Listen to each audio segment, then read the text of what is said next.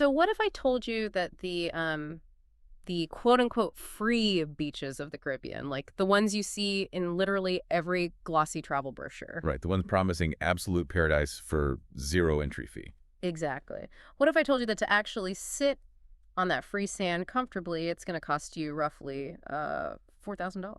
I mean, that number completely shocks people. Mm-hmm. It really does. Yeah. Because we're so conditioned to view an island vacation as this simple, you know, binary choice. Like you're either freezing in your office cubicle or you're magically transported to this pristine white beach. Yeah, exactly. We just completely edit out the sprawling, hyper-expensive logistical machinery that it actually takes to put that pina colada in your hand. And that machinery, that whole hidden system, is exactly what we are tearing apart today. Welcome to today's deep dive. If you're even remotely considering a Caribbean getaway for the 2026 or 2027 travel seasons, you really need to consider this your mandatory audit. For sure. Because today we're targeting Antigua and Barbuda, which is, this famous twin island nation that essentially built an entire tourism empire on one single brilliant marketing hook. Oh, yeah, the famous 365 beaches, one for every day of the year. Right. It's arguably one of the most successful destination branding campaigns of the last 50 years. And I mean, it's absolutely done its job. They're seeing unprecedented arrival numbers right now. But the data we're looking at today, we have this massive stack of source material, a super detailed economic and travel audit for the 26-27 seasons. It reveals this huge fracture, like a massive gap between that clever marketing slogan and the actual on-the-ground reality. It really does. Okay. Because travel data is honestly only valuable if you understand the mechanisms behind it, right? Yeah, totally. We aren't just here to read out price tags to you. We're going to explain the actual economic engine of a small island nation so you understand exactly why you are being charged. Right. Our mission is to look right past those perfectly lit Instagram photos. We're going to uncover the true daily costs, map out the hidden logistical traps, and really dissect the intense new crowd dynamics reshaping the whole island. Because the rules of this island have fundamentally changed. Whether you're a backpacker scraping together a trip, a family of 4 trying to survive a week without going bankrupt, or even an ultra-luxury traveler demanding absolute perfection. Which brings us to the most provocative claim in our entire stack of sources. The audit basically drops this thesis right on page 1. It says, Antigua does not have a beach problem. Right. It has a bill problem. That is the defining tension of a 2026 Antigua vacation right there. A bill problem. Yeah, because the sand itself, it remains undeniably world-class. I mean, the water is that exact shade of impossible turquoise you want.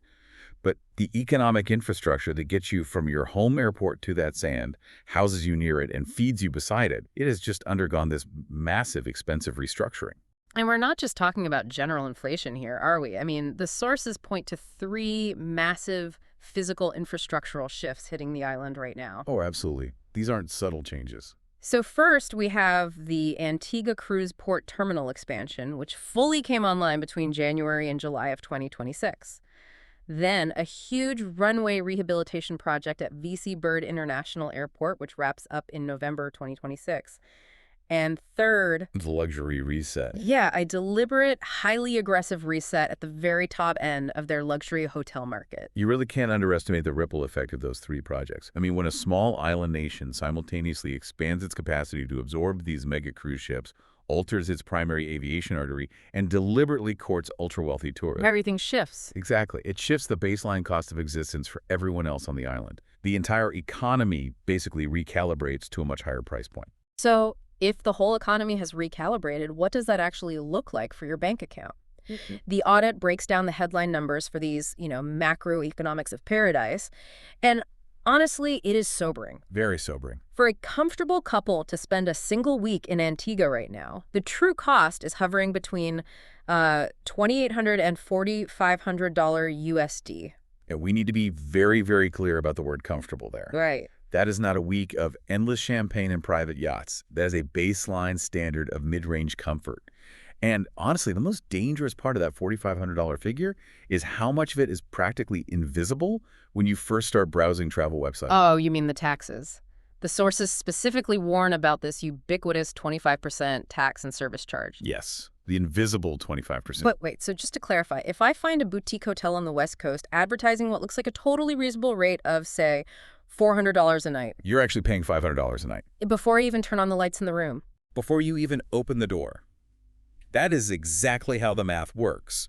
And the mechanism behind it is actually pretty fascinating when you dig into it. Because they don't have income tax. Well, small island nations generally just have a very narrow tax base. Right. They don't have sprawling domestic manufacturing, right? They don't have massive corporate income taxes to fund their infrastructure. So they basically fund the island through consumption and tourism. Exactly. That 25% is a heavily baked-in combination of government levies, which, quite literally pave the roads you drive your rental car on, and mandatory service charges dictated by the hospitality sector. It's essentially a toll booth you have to pass through just to sleep. That's a great way to look at it. Which honestly makes me rethink the economics of even getting to the island in the first place, because the flight data in our sources is wildly volatile. Oh, the airlines know exactly what they're doing. They really do. If you're flying out of a U.S. East Coast gateway during the shoulder season, the audit shows one-way tickets sitting at this highly accessible $215 to $230 USD. Which is such a brilliant psychological trap. A trap? Yeah, airlines use these incredibly sophisticated yield management algorithms. They price those shoulder season flights just low enough to convince you that the destination is affordable. You see $215 and think, oh, I could totally do Antigua. But the moment you actually want to go when the weather is cold at home. Right. The moment you or anyone else shifts those dates into the peak winter season, the algorithm just snaps the trap shut. U.S. round trips violently swing to anywhere between $600 and $900 USD. Wow. And the audit says it's even worse for UK travelers. Oh, significantly worse. Because of legacy colonial ties and a massive diaspora, British Airways and Virgin Atlantic essentially have a captive audience. So UK travelers are frequently paying like $700 to $1,100 USD for a standard return ticket during the high season. This completely shatters the assumption that the Caribbean is just this automatic, easy, budget-friendly getaway. Honestly, looking at all this, it operates exactly like a freemium app on your phone. A freemium app. I like that. Yeah, like the 365 Beaches marketing campaign is the free download in the App Store.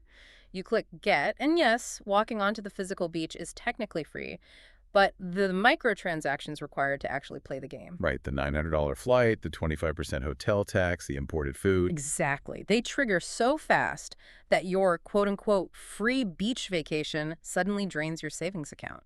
That is probably the most accurate way to conceptualize the regional economy right now. You are not just paying for the sunshine. You're paying for the incredibly complex logistics of importing a first-world standard of living complete with air conditioning, premium liquor, and high-speed Wi-Fi onto an isolated rock in the middle of the ocean. Knowing how brutal these microtransactions can be, the audit issues a very stark skip-if warning right out of the gate, a scenario where you should absolutely not book this trip. It is a critical warning. You have to pay attention to this. Yeah, the data dictates that you must skip this trip if your travel dates align with a heavy, multi-ship cruise day in the capital of St. John's, and your primary motivation was to experience a sleepy, undiscovered, serene island. I can just picture that heartbreak. It sounds awful. You spend $4,000. You have this beautiful vision in your head of wandering through a quiet, pastel-colored Caribbean village. You walk into St. John's on a Tuesday morning and bam! You're shoulder to shoulder with 10,000 people fighting for the exact same patch of sidewalk? Is the ultimate clash of expectations versus physical reality. The infrastructure simply cannot maintain a sleepy village atmosphere when the population of a small Midwestern town is suddenly injected into 3 square miles of historical streets. So if the entire success of the trip hinges on avoiding that exact nightmare, how do you take control? The audit makes it very clear that your single biggest lever against this economy is timing. Timing is everything. You really have to master the micro-seasons. Yeah, because timing doesn't just influence your experience. It physically dictates the geography of where you can actually swim and how much you will pay. Okay, let's break that down. The sources slice the Antiguan calendar into 3 distinct micro-seasons. First, we have what is universally known as the sweet spot. Right. Mid-December through mid-April, this is the brochure weather. The perfection window. Precisely. And the mechanics of the weather here are driven entirely by the trade winds. During the sweet spot, those winds are breezy and constant, which pushes all that oppressive humidity down. And the mosquitoes. Mosquito pressure drops significantly because all the standing water dries up. Within this specific window, February and March are the statistical zenith for perfect weather. But there's always a but. Because the weather is flawless, the economic demand is astronomical. This is when prices hit their absolute ceiling, and the island is packed to maximum capacity with stayover guests who are all trying to escape the northern winter. So if you want perfection, you pay absolute peak premium prices. But the audit points to a very specific narrow window right after that, right? The value window. Yes, the value window, late April, May, and early June. What's fascinating here is that if you are a traveler obsessed with maximizing your return on investment, this is your target. Why? What's the mechanism there? The massive winter crowds evaporate, especially after the Easter holiday and the famous Antigua Sailing Week wrap up in early May. Because demand plummets so fast, the hotels actively soften their rates to maintain occupancy. But the weather is still good. That is the crucial part. The weather generally holds. I mean, it is hotter, certainly, and a bit more humid, but the heavy summer rains haven't really started yet, so you essentially get 90% of the peak season weather at a fraction of the cost. It sounds like a literal cheat code for the island, but that cheat code expires violently when we enter the third micro-season, which the audit calls the risk zone. August, September, and October. The hurricane months. Right. Now, the economics during these 3 months might look incredibly tempting. You will see rock-bottom hotel rates and heavily discounted flights, but they are discounted for a reason. You're taking a massive meteorological gamble. Because these are the wet, deeply humid, storm-exposed months. Exactly. Statistically, September carries the highest risk for severe Atlantic storm formation. And it isn't just the threat of a hurricane ruining your week, is it? The sources highlight something far more insidious than rain during the risk zone. Sargassum. Sargassum. This is a vital ecological reality that the travel brochures absolutely never show you. What actually is it? Sargassum is a type of brown macroalgae. And due to warming ocean temperatures and nutrient runoff in the Atlantic basin, these massive blooms are basically drifting through the Caribbean. During the late summer and early fall, driven by the changing currents, thousands of tons of this seaweed just wash ashore. And it targets specific sides of the island, right? Yes, primarily the east and southeast facing beaches. Places like the famous Half Moon Bay take the absolute brunt of it. It piles up on the sand literally several feet thick. That sounds horrible. It ruins the aesthetic of the water. It makes swimming impossible. And honestly, the worst part, as it decays in the hot sun, it releases hydrogen sulfide gas. Which smells remarkably like rotting eggs. So you might score this incredible $200 a night luxury room in September, but you won't even be able to open your balcony door because of the stench. Wow. Not to mention, the hotel might be operating on a skeleton staff anyway, because September is when the hospitality industry traditionally takes its own holidays. Okay, so the general rule for the listener is winter is expensive, spring is the sweet spot, and late summer is a risky, smelly ghost town. Generally, yes. But just when you think you have the rules figured out, the audit throws a massive curveball, a glaring exception to the rules of the low season. Right, the Carnival exception. Here's where it gets really interesting. Antigua Carnival is scheduled from July 25th to August 4th in 2026. Which falls directly into that hot, humid summer season, right when prices are supposed to be at their lowest. Exactly. But the economic rules of the low season are completely suspended for those 10 days. It's a brilliant case study in localized supply and demand. Carnival is the cultural epicenter of the year for Antigua. The festivities are heavily concentrated in St. John's at the Antigua Recreation Ground, which transforms into Carnival City. The local diaspora returns home from all over the world, regional tourists fly in, and the demand for literally everything skyrockets. The sources say it triggers peak-style pricing across the board. Oh, absolutely. Hotel rates surge right back to winter levels. Flight inventory vanishes, which drives ticket prices up. And perhaps the most difficult aspect for a regular tourist is that ground transport becomes fiercely scarce. Because everyone is at the festival? The entire population of the island is moving between fêtes, parades, and parties. You just can't find a cab. So the mandate for the listener here is remarkably binary. If you want to experience the vibrant, incredible energy of Carnival, you have to commit early. Like, book your flights and hotels months in advance and just accept that you are paying premium winter prices in the middle of July. Right, but if you have zero interest in Carnival and you just wanted a quiet summer beach deal, you must avoid those exact dates at all costs. Otherwise, you'll find yourself paying absolute top dollar, struggling to find a taxi, and dealing with massive crowds for an event you aren't even attending. which is the ultimate waste of money. Let's pull the thread on those crowds for a second, because the crowd dynamics for 2026 and 2027 are really the defining variable of this entire audit. We mentioned the newly completed Antigua Cruise Port earlier. What is the actual on-the-ground mechanism of that expansion? The mechanism is sheer, overwhelming volume. With that terminal fully operational, the port can now accommodate the newest class of megaships. On peak days during the winter season, the island is now recording single-day arrivals exceeding 13,000 cruise passengers. 13,000 people stepping off boats onto an island that only has about 100,000 permanent residents.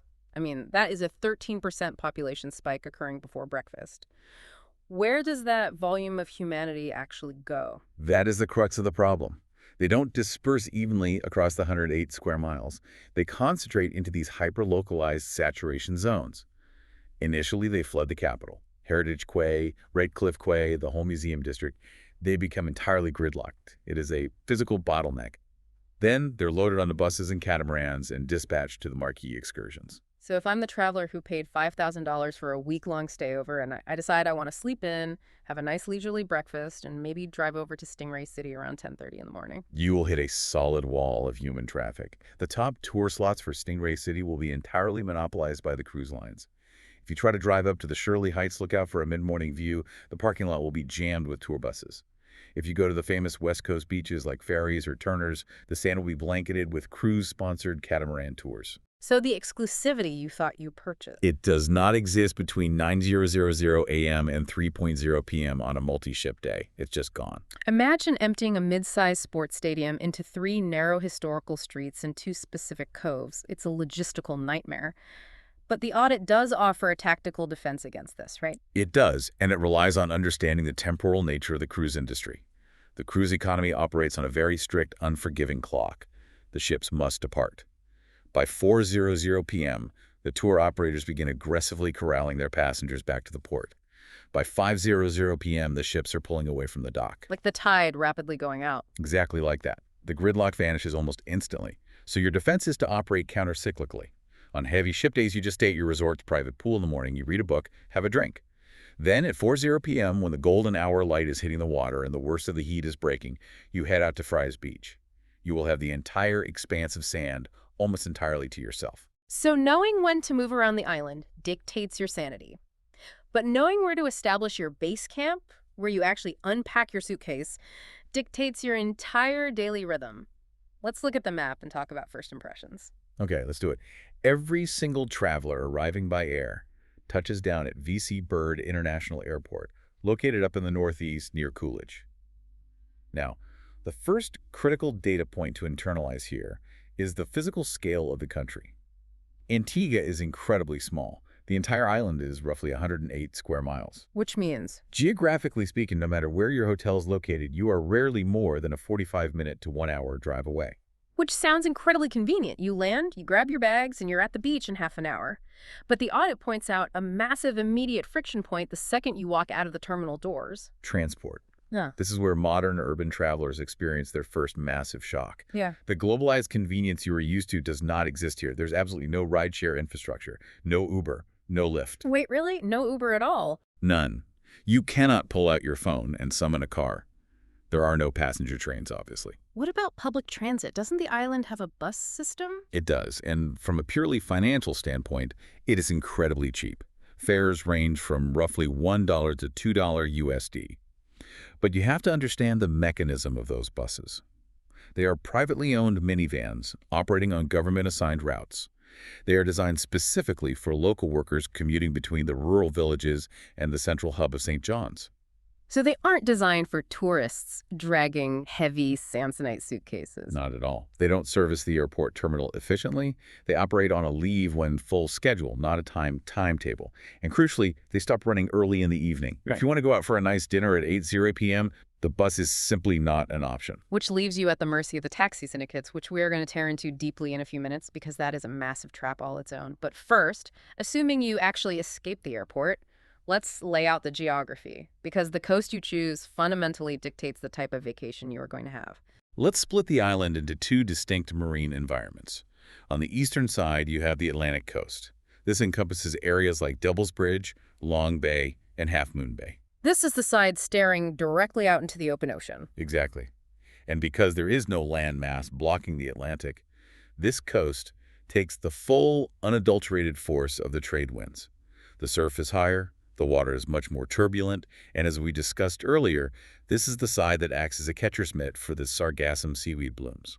Why would anyone stay there then, if the water is rough and it gets the seaweed? Isolation and raw beauty. Because the water is rougher, the massive resorts generally avoid it, so the beaches are wilder, emptier, and possess this rugged, dramatic aesthetic.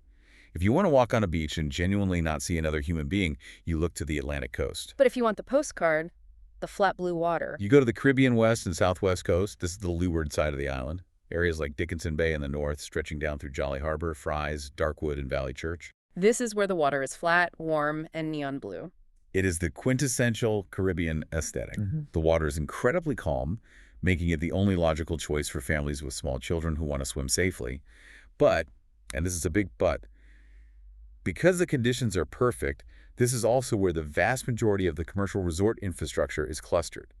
It is beautiful, but it is heavily populated. All right, so we understand the map. Now we need to figure out where you are going to sleep and, more importantly, how much it's going to cost.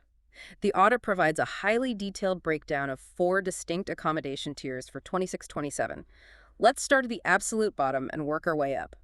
The backpacker or budget tier sitting at roughly $70 to $120 USD a night. Honestly, the inclusion of this tier actually raises a fundamental question about the island's viability for budget travel. Because it's just not meant for them. Antigua is simply not engineered for backpackers.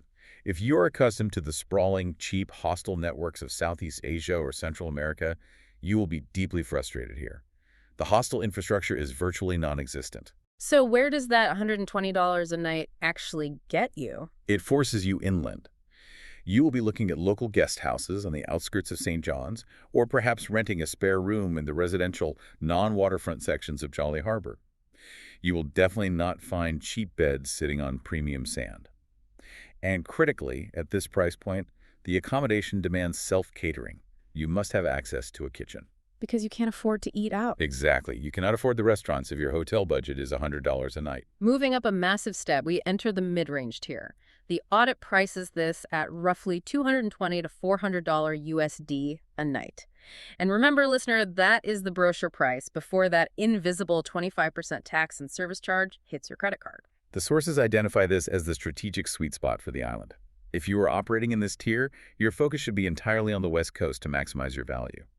Dickinson Bay offers a classic, slightly busier beach strip environment, lots of mid-size hotels clustered together. And what about Jolly Harbor? That name keeps coming up in the data. Jolly Harbor is unique. It operates more like a massive, gated marina village. The value proposition of Jolly Harbor is walkability. If you rent a mid-range condo there, you have pedestrian access to a massive grocery store, a pharmacy, multiple restaurants, and a beach, all without ever needing to hire a taxi. That walkability is huge for the budget. But what if you are bringing kids? Let's look at the family tier, which jumps to $350 to $650 USD a night. The structural advice in the audit for families is very aggressive. Pivot entirely away from standard resort hotel rooms. Really? Why? If you try to cram a family of 4 into 2 adjoining hotel rooms, the daily incidental costs will absolutely destroy you. The mandate here is to rent a West Coast condo or a Jolly Harbor villa. Because of the kitchen. Precisely. The kitchen is the single most important financial defense mechanism a family has on this island. A private pool is great for keeping the kids occupied while you cook, but the ability to boil your own pasta and make your own sandwiches is the only thing that keeps a family budget mathematically viable. And finally, we arrive at the top of the pyramid, the luxury tier. We are talking $700 to $1,800 plus USD a single night. And the audit makes it very clear. Despite the high prices, this is actually where the island delivers its most robust, competitive product. Antigua excels at ultra-luxury. They know what they're doing. And the market has experienced a massive reset for 2026 and 2027. Properties have aggressively upgraded their hardware to justify these astronomical rates. Hermitage Bay has completely remodeled its hillside villa suites, adding upgraded private plunge pools. Curtain Bluff, down on the south coast, debut their new signature pool suites. You have newly opened boutique properties like Moongate, alongside legendary, deeply established private island stalwarts like Jumbie Bay and Carlisle Bay. Okay, let's play this out.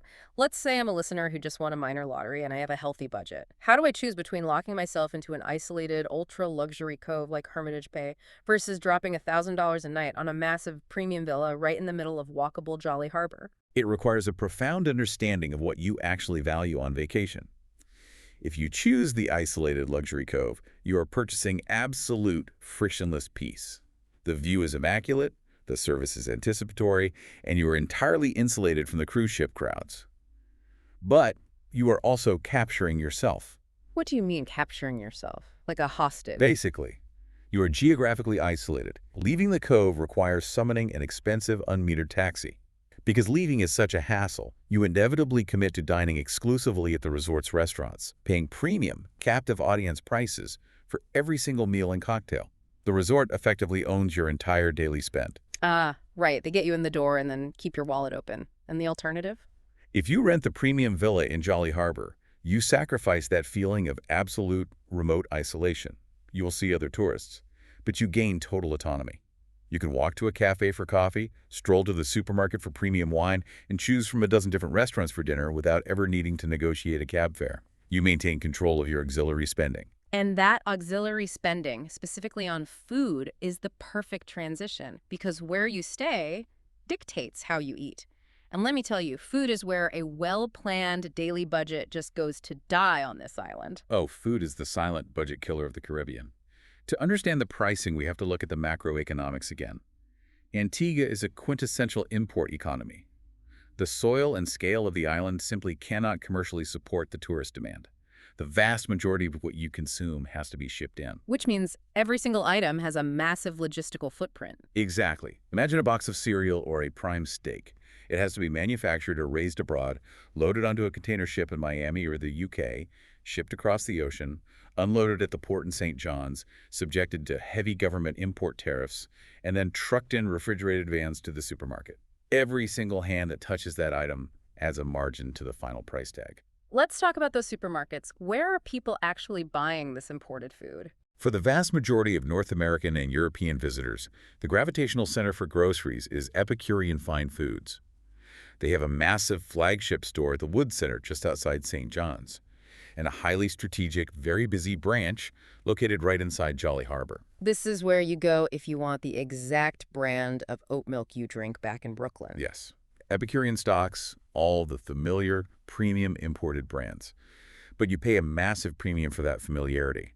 If you want to aggressively manage your food budget, the sources suggest looking towards supermarkets like Payless or XPZ. What's the difference? They cater much more closely to local Antiguan shopping patterns and focus on regional Caribbean brands, which don't carry the same massive import markup from the US or Europe. I love hard data, so let's get into some specific numbers to really shock the system. First, a quick currency note for the listener. The local currency is the East Caribbean dollar, the XCD, which is permanently pegged at an exchange rate of 2.70 to the US dollar. Because of this peg, the currency is incredibly stable. Almost every vendor accepts US dollars, so you rarely need to waste time at a currency exchange desk. But for our purposes, let's look at all these prices in USD so we can really feel the pain. Let's start with the basics. A local beer, typically a Wadadli, is going to run you a very reasonable $3 to $4. But the moment you order an imported Heineken or Corona, the price jumps instantly to $5 or $6. The import tax applies to alcohol as well. what if I want to skip the restaurants entirely and eat street food like a local? This is where the actual value lies on the island. If you find a roadside stand selling a chicken or saltfish roti, you are looking at an incredible filling meal for about $6 to $9. Okay, $9 is great, but I'm on vacation. I want to sit on the beach, look at the ocean, and have a burger. And that is exactly where the aesthetic premium kicks in.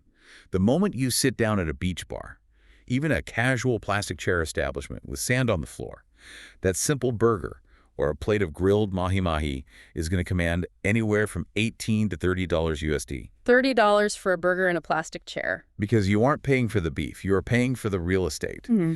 And if you elevate the experience and go to a proper mid-range restaurant for dinner, you are looking at $28 to $45 just for the main course. Wow. By the time a couple orders 2 entrees, shares an appetizer, and has 2 drinks each, that casual dinner easily scales to $90 to $140. Okay, so clearly we need to cook in our expensive villa. What does the grocery store receipt look like? It still requires adjustment. A simple liter of milk is about $3. A standard loaf of bread is $3 to $4. A dozen eggs will set you back $5 to $6.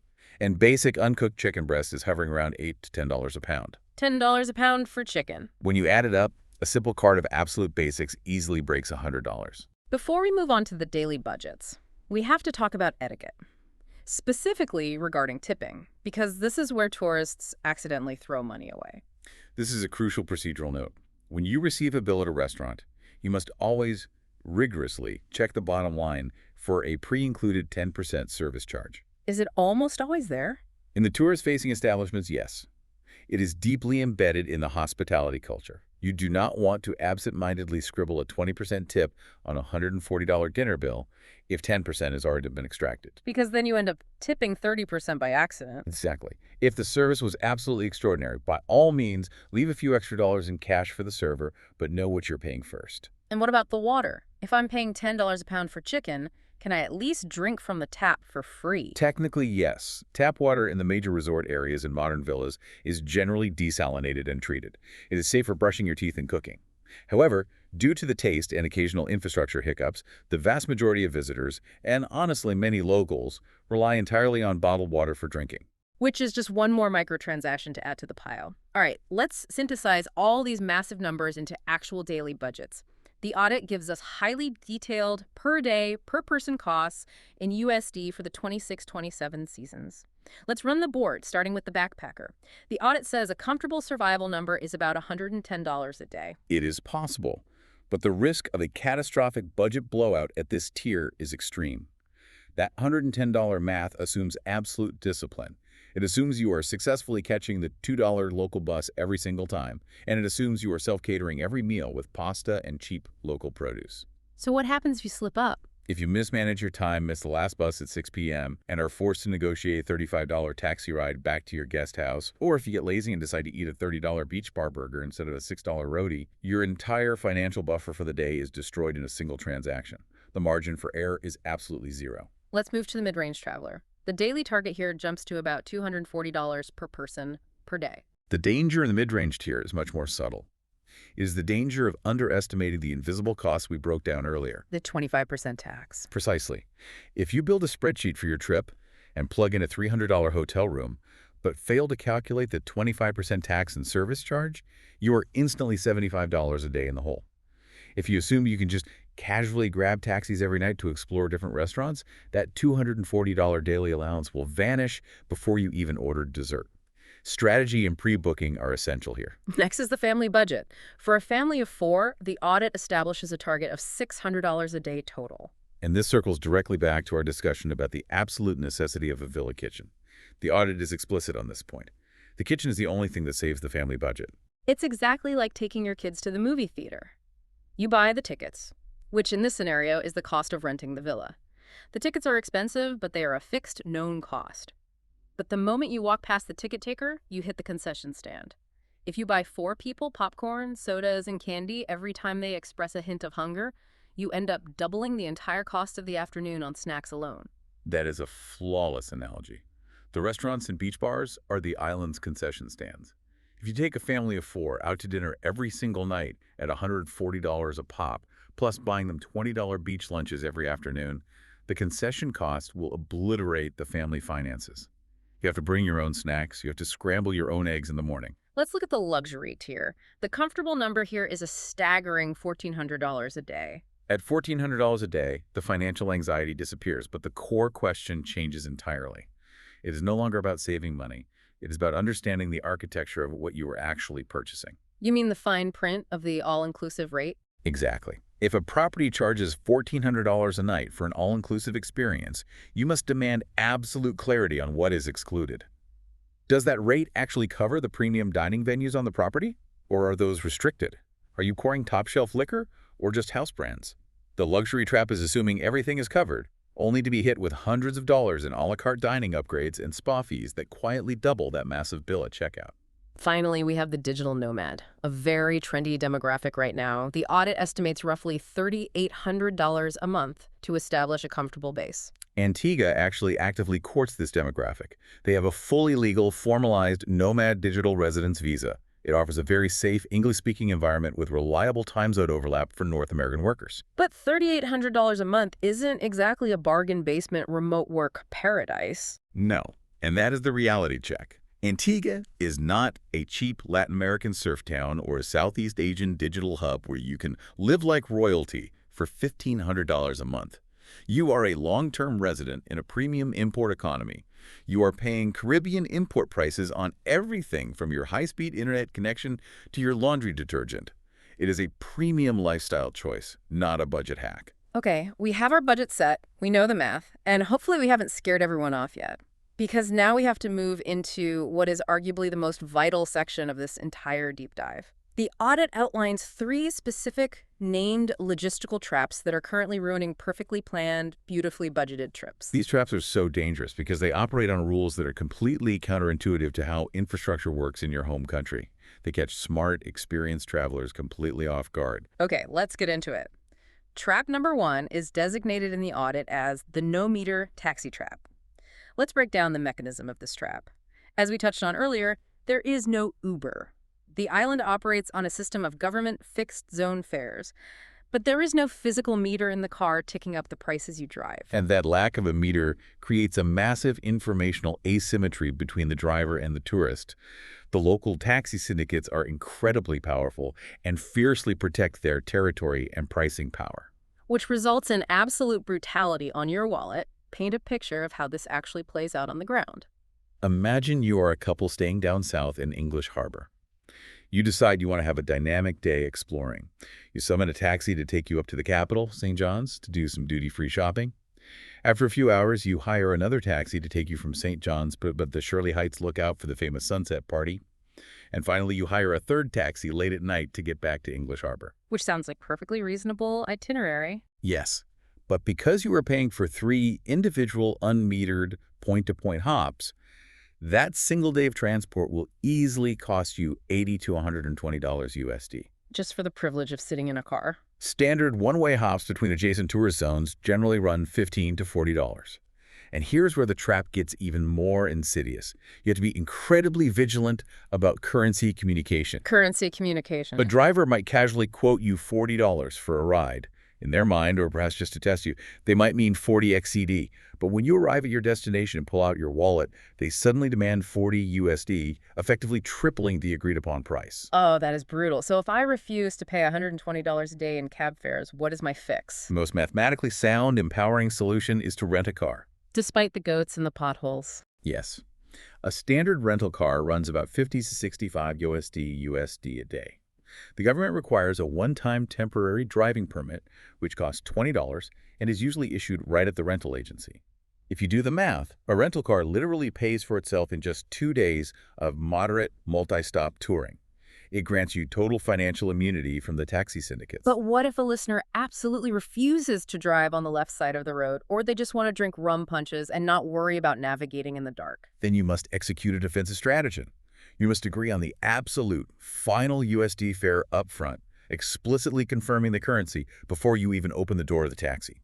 Better yet, ask your hotel concierge to show you the official government rate sheet so you know the baseline. Or structurally avoid the trap entirely by choosing an accommodation like Jolly Harbor, where your daily reliance on a vehicle drops to 0. Let's pivot. Actually, let's examine trap number 2, the cruise day saturation trap. The mechanism here is the overwhelming mathematics of the new cruise port. 10,000 to 13,000 passengers hitting the marquee spots simultaneously. The cost of this trap isn't necessarily measured in stolen dollars, but in stolen time, elevated blood pressure, and shattered expectations. Walk me through the reality of getting caught in this. Imagine you spent months planning a beautiful, peaceful morning snorkeling with the southern stingrays at Stingray City. Or you research the perfect catamaran company to take you to a pristine, secluded beach. You wake up, you drive to the marina, and you discover that every single slot for the entire morning has been bulk purchased by the cruise lines. So you just can't go. Or worse, you actually get on a boat, but when you arrive at the snorkeling site, the water is churning with 1,000 people in matching neon life jackets who just stepped off a mega ship. The intimacy of the experience is completely annihilated. So how do you fight a 13,000-person logistical wave? You fight it with open-source intelligence. The fix is absolute rigor in checking the official Antigua Cruise Port schedule for your specific travel dates. The schedules are published months in advance online. You plan your vacation around their schedule? Exactly. You map out the multi-ship days. You plan your visit to the historical sites of St. John's on a Tuesday when the port is empty. And on the days when 3 massive ships are dominating the horizon, you adopt the countercyclical strategy we discussed. You hide at your resort pool in the morning, and you aggressively reclaim the island's best beaches after 4:00 p.m. when the ships recall their passengers. Which brings us to trap number 3. This one is fascinating because it involves the much-hyped twin sister of Antigua, the Barbuda access trap. This trap is fueled almost entirely by cartographic ignorance. Cartographic ignorance. Travelers look at a map, they see this secondary island of Barbuda sitting just to the north.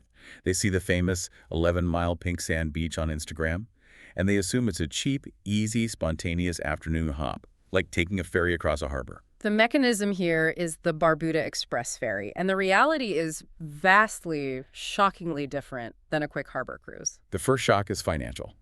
The ferry is not a cheap commuter ticket. It costs $100 to $110 USD for a round-trip ticket.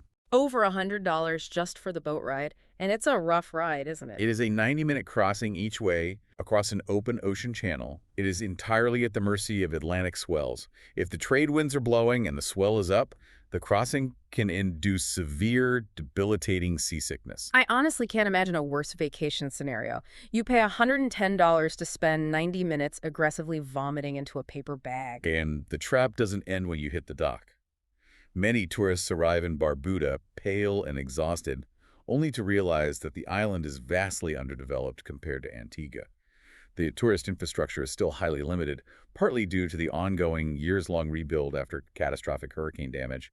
You step off the ferry, and there are no easy taxi ranks, no sprawling commercial strips. So you're just stuck. If you haven't arranged onward transport to the Pink Sand Beach or the Frigate Bird Sanctuary, you are essentially stranded at the dock. So a spontaneous afternoon turns into an expensive, nauseating logistical disaster. What is the fix? Respect. You must treat Barbuda with the logistical respect it demands. Do not attempt to wing it. If you want to see the pink sand, book a comprehensive, organized tour out of Antigua that bundles the ferry tickets, the ground transport on Barbuda, and the guided tours into one seamless package. And honestly, the skip-if warning here is stark. If you are strictly managing a budget, or if you have even a mild sensitivity to motion sickness, you should strike Barbuda from your itinerary completely. When you lay out all 3 of these traps, the unmetered taxis, the crushing cruise crowds, and the brutal ferry crossing, they aren't random. They all stem from the exact same root cause, don't they? They absolutely do. They are all symptoms of a profound mismatch between what the tourist expects based on a highly polished marketing brochure, which promises seamless, cheap, effortless Caribbean mobility, and the hard physical and economic realities of how an isolated island nation actually functions in 2026. You cannot project mainland suburban assumptions onto an island reality. That is a harsh but necessary reality check. So, moving beyond the traps, let's talk about the actual physical experience on the ground once you navigate the logistics. The audit provides a highly candid assessment of safety, the absolute highlights, and the genuine disappointments. Let's start with safety. What is the real situation on the streets? The overarching conclusion of the audit is that Antigua is fundamentally very safe. However, they structure the risks into a very specific hierarchy that tourists need to understand. Number 1, at the absolute top of the risk matrix, is simple petty theft. Opportunity crimes. Exactly. Leaving an expensive smartphone visible on your beach towel while you swim for an hour, or leaving a designer handbag in plain sight on the passenger seat of your unlocked rental car while you hike to a viewpoint. These are crimes of extreme convenience, and they are easily preventable with basic situational awareness. What is the number 2 risk? Because this one surprised me when I read it. The second highest risk to a tourist's physical well-being is road safety. Driving is more dangerous than crime. Statistically, yes. First, you are driving on the left side of the road, which requires constant mental bandwidth for North American or European drivers. Second, the rural infrastructure is challenging. The roads outside the main corridors are narrow, often entirely unlit at night, and peppered with significant potholes. And the goats. The audit specifically mentioned goats. Yes, agricultural zoning is very fluid. It is highly common to encounter a herd of wandering goats, or even donkeys, standing in the middle of a blind curve on a pitch-black road at midnight. You have to drive defensively. And what about violent crime? The thing most people actually fear when traveling abroad. That sits at number 3 on the hierarchy, and the audit stresses that incidents involving tourists are exceedingly rare. The advice is entirely pragmatic. Exercise standard urban caution. If you find yourself in St. John's late at night after the restaurants close, don't wander down unlit, empty alleys looking for a shortcut. Treat it with the same baseline respect you would give any unfamiliar city in the world. And a quick but vital note on medical safety. The audit assesses the Mount St. John's Medical Center as perfectly adequate for routine ailments or minor injuries. But if you suffer a catastrophic trauma, a massive heart attack, or a severe car crash, you are going to require a medical evacuation off the island. The audit aggressively mandates that comprehensive medevac insurance is essential. And if you are over on Barbuda, where facilities are little more than basic clinics, that insurance is non-negotiable. Having established the baseline of safety, we really need to look at the highs. Despite the costs and the traps, what genuinely works on this island? What justifies the price of admission? The audit points squarely at history, specifically Nelson's Dockyard down in English Harbor. It is a UNESCO World Heritage Site, the only continuously working Georgian naval yard in the world. And it is a masterclass in how to preserve history without making it feel like a dusty museum. Entry is an incredibly reasonable $8 to $12 USD. You get this phenomenal juxtaposition of 18th century naval architecture, where Admiral Horatio Nelson actually served, surrounded by modern, multi-million-dollar mega yachts. It is pristine, heavily atmospheric, and features excellent waterfront restaurants. Then, just up the hill from the dockyard, you have Shirley Heights. Shirley Heights is arguably the most iconic single experience on the island. It is a restored military lookout perched high above English and Falmouth harbors. Every Sunday evening, they host a massive barbecue and steel band party. The entry fee is $10 to $15, and the panoramic views as the sun sets over the Caribbean Sea are genuinely epic. It is crowded, yes, but it is one of the few instances where the crowd actually enhances the festive atmosphere. The audit also praises the paid water experiences, specifically Stingray City and the premium catamaran sails, which run between $60 and $110. And of course, if you time it right to avoid the cruise ships, the free West Coast beaches like Fry's, Darkwood, and Valley Church deliver exactly the pristine beauty the brochures promise. But we promised an honest, rigorous audit, which means we must shine a light on the disappointments, the elements that fall flat or actively feel like a ripoff. At the top of the disappointment list is the capital city itself, St. John's. Outside of the very small, beautifully restored historical core of Red Cliff Quay, the capital is described as deeply workaday and visually underwhelming. It is a functional hub for locals, not a curated wonderland for tourists, and as we've established, if it happens to be a multi-ship cruise day, St. John's is not charming. It is a suffocating, gridlocked crush of humanity that you want to escape as quickly as possible. Another massive disappointment tackles the core marketing slogan of the country, the famous 365 beaches claim.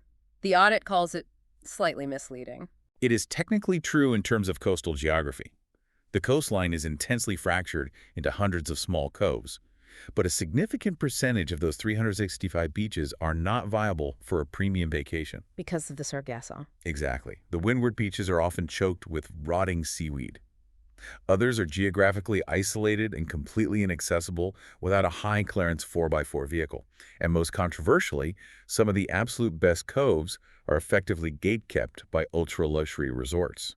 While all beaches in Antigua are technically public up to the high water mark, the resorts own the land surrounding them.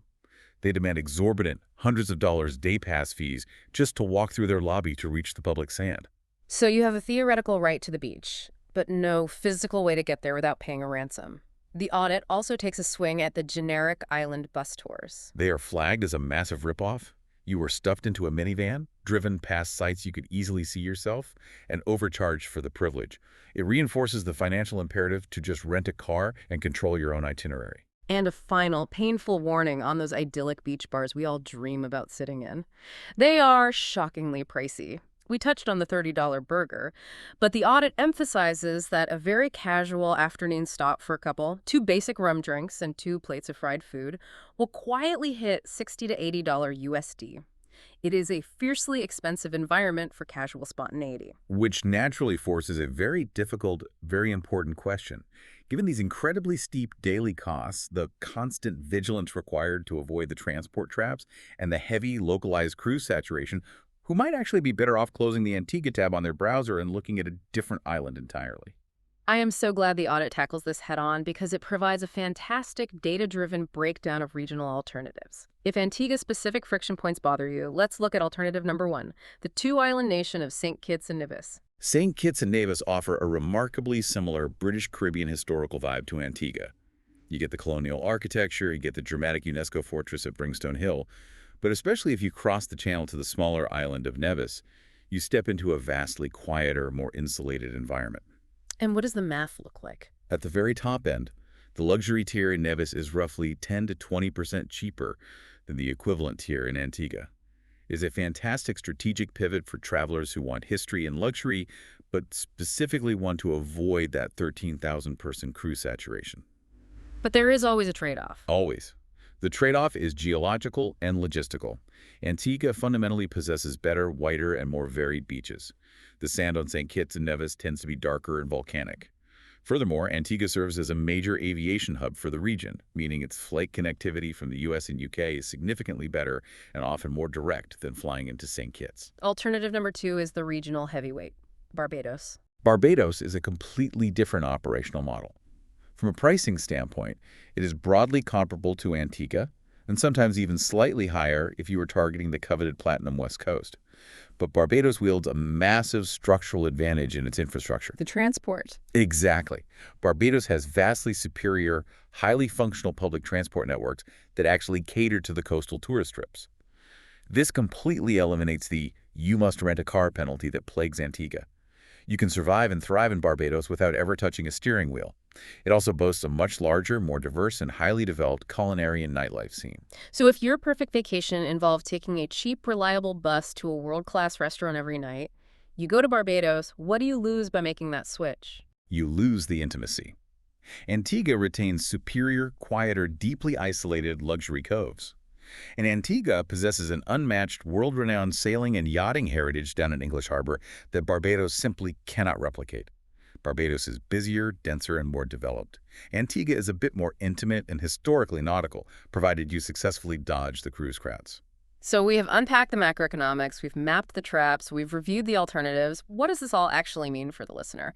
The audit concludes with a final matrix, delivering a rigid, uncompromising verdict out of 10 for each specific traveler profile. Let's run the final board. Let's start with the backpacker. The final score is a dismal 5 out of 10. The audit dictates that Antigua is only worth the effort for a strict budget traveler if you could thread a very specific needle. You must travel during the May or June value window. You must rigorously self-cater every single meal, and you absolutely must split the cost of a rental car with a partner. If you fail to execute those 3 things, the no-meter taxis and concession stand food prices will destroy your budget within 48 hours. The definitive verdict: go to Barbados or Central America instead.